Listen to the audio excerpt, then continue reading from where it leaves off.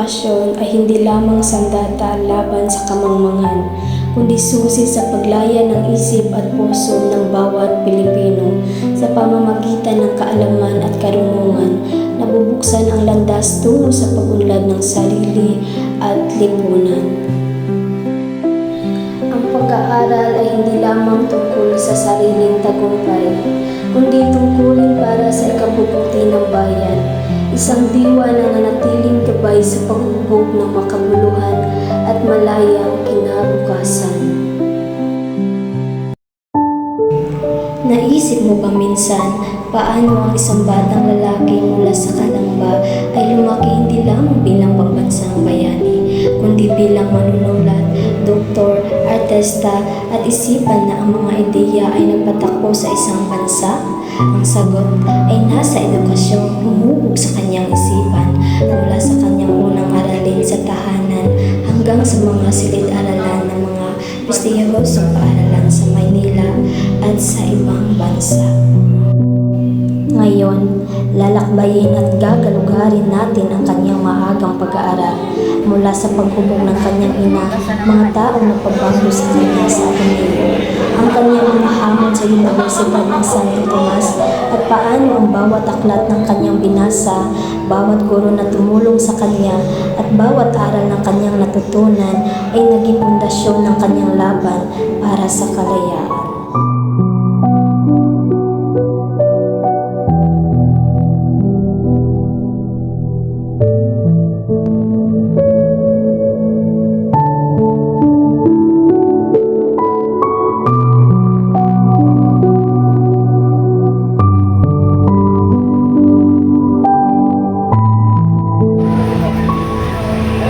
Ganito magbasa ng mga letra.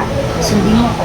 A, ba, ka, da. Ulit. A, ba, ka, da.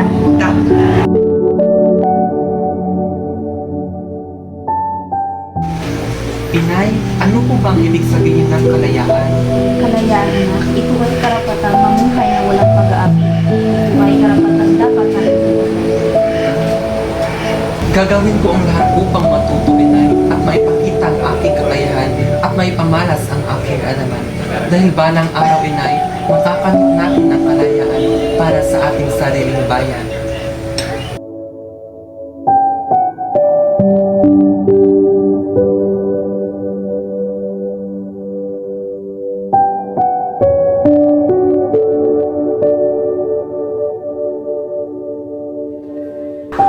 Noong ako'y 11 taong gulang, ang mundong ito ay parang labirento.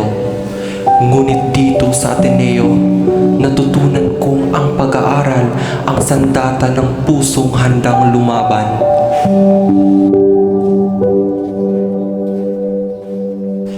Dito sa Universidad ng Ateneo, natutunan ko na ang edukasyon ang siyang magbubukas ng pintuan, hindi lang para sa akin, kundi para sa ating lahat.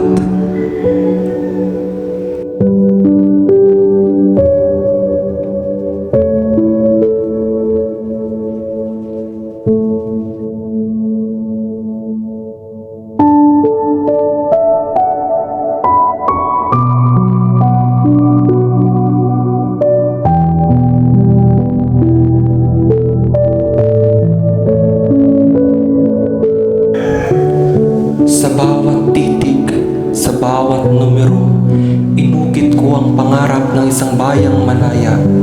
Dito nagsimula ang lahat, dito sa silid na ito.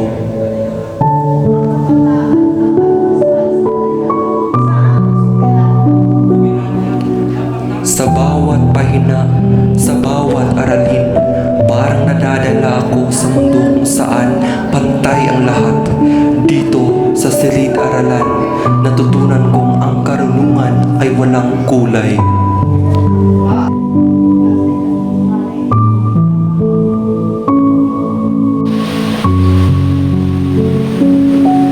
Pareho kayong mahusay dalawa. Mas malamig pa rin si Jose Rizal. Maraming salamat po.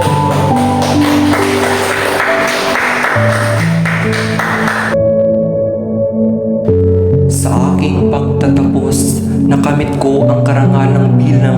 sobresaliente na panalunan ko ang 5 gintong medalya sa iba't ibang asignatura sa panitikan, kasaysayan, agham, filosofiya at retorika.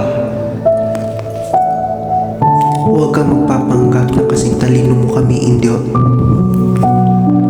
Ang karunungan ay hindi lang titulo, ito ang sandata kong gagamitin.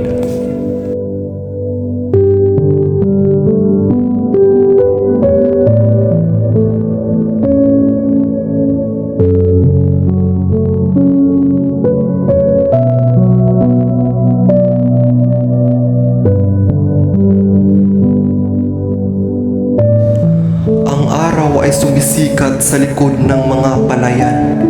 Mga magsasakang nakapulupot ng salakot ang nagtatanim.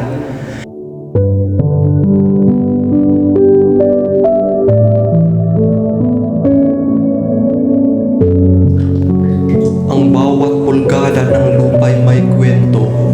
Ang bawat guhit sa mapa'y simbolo ng pagmamay-ari o pag-aapi.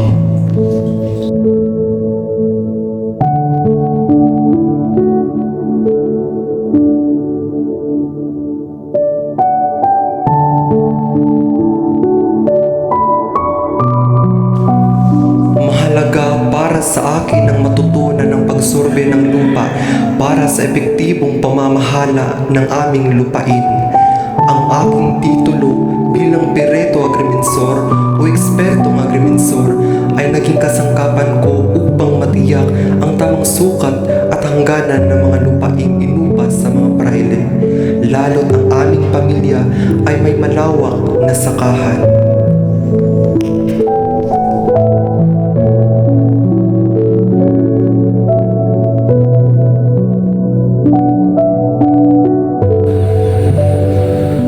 Bakit ka nakupuyat dito, Don Pepe? Dapat nasa universidad ka. Ang pagmamapa ng lupa ay pagmamapa rin ng ating kalayaan, Mang Andres.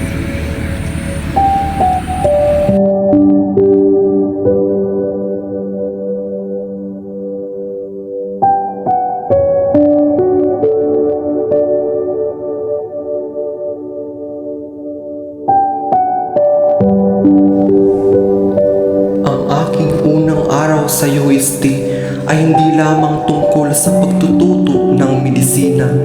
Ito'y simula ng aking paglalakbay bilang isang bayani na nagbukas ng aking mga mata sa katotohanan na ang edukasyon ay hindi pribilehiyo, kundi karapatan.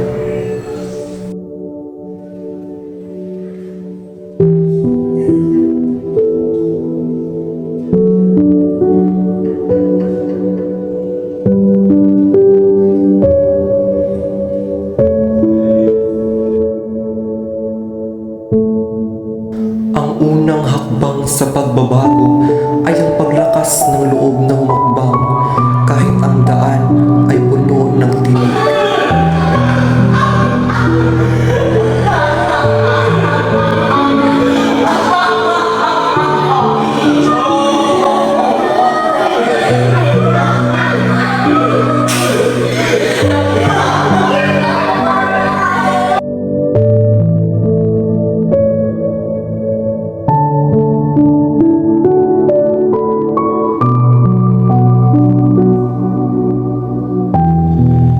Dito ko nakita ang sakit ng pagiging pangalawa sa sariling bayan.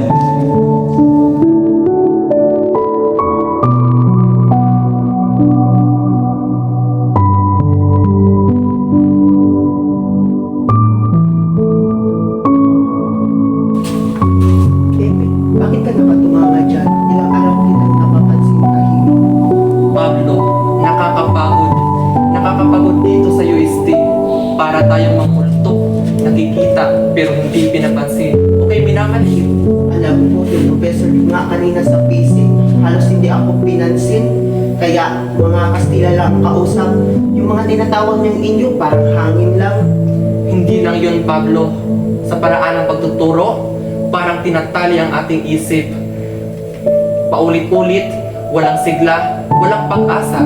Sabi nga ni Padre Dimaso sa Ateneo, Ang kabataan ang pag-asa ng bayan.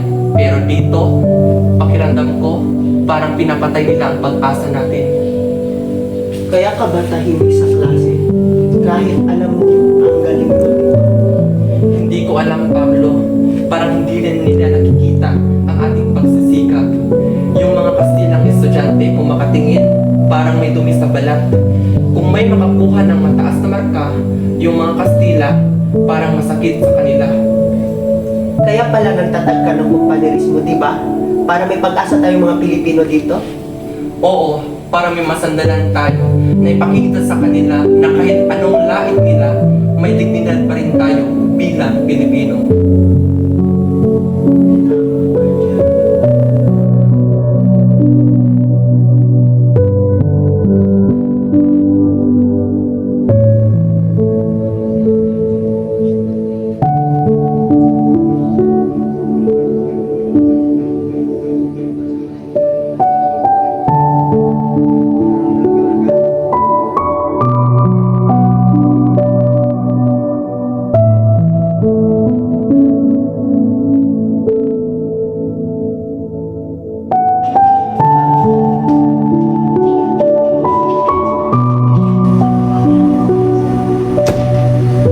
Anak, bakit mo hinayaan na hamakit ka? Hindi ka nila kaya patay kung hindi mo pinahayaan ang sarili mo. Kailangan ko lang naman, Inay. Sa Europa, matuto ako ng walang talikala.